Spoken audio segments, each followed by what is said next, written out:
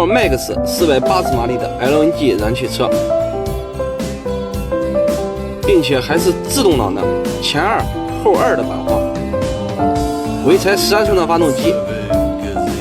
重汽16速的自动挡带法兹特的液缓，3.7的速度，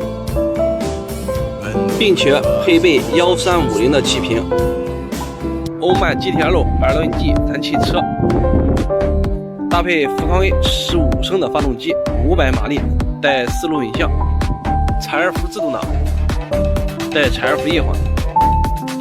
，440后调，2.846速度。